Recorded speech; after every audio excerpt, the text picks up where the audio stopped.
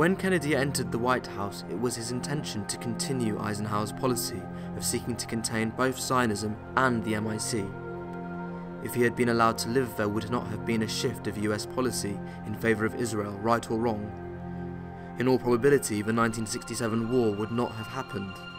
Greater Israel would not have been created, and the Zionist state would not have been allowed to develop nuclear weapons.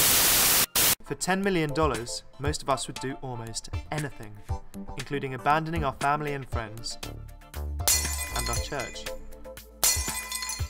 A very high percentage of us would, for the same amount of money, even change our race or sex, and 1 in every 14 would even murder someone for $10 million.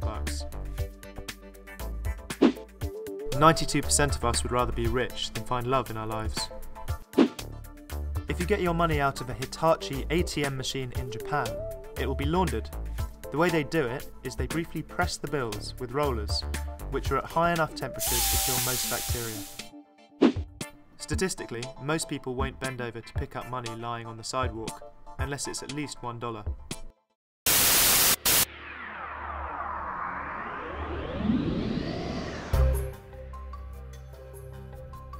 A malaria vaccine that appears to be able to prevent the disease in about 50% of children is now undergoing the final stage of testing across the African continent. The third phase of testing is being carried out at 11 sites in 7 African countries on 16,000 children under 18 months of age. This week marks the emancipation of Angola. Angola gained sovereignty from its Portuguese colonizer on November the 11th, 1975. Today we rejoice with Angola, the mark of its Independence Day.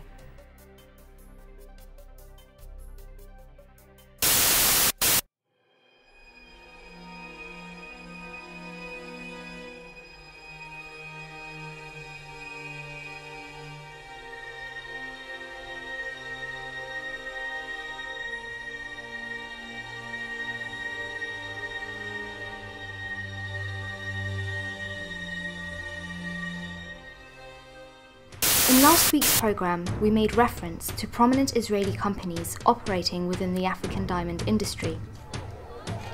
Both illegal and some legal diamond mines have redefined immoral exploitation. Diamonds flow freely into the world diamond market, not at the high price of paper money, but at the cost of human conflict, suffering and mutilation. As diamonds glitter beneath the land, human greed dictates.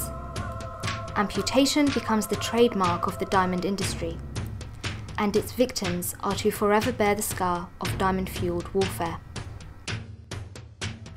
Religious and tribal allegiances have become politicized, and overshadowing these unfortunate events, some Western media would have us believe that a new Taliban is in operation within the region. It is true that when America began to bomb Afghanistan, riots broke out with Christian churches being bombed and burnt by Muslims who identified with their Islamic brethren in Afghanistan. But does labelling these clashes as the work of Nigeria's Taliban give us any inkling of the reality behind these recent tragic events?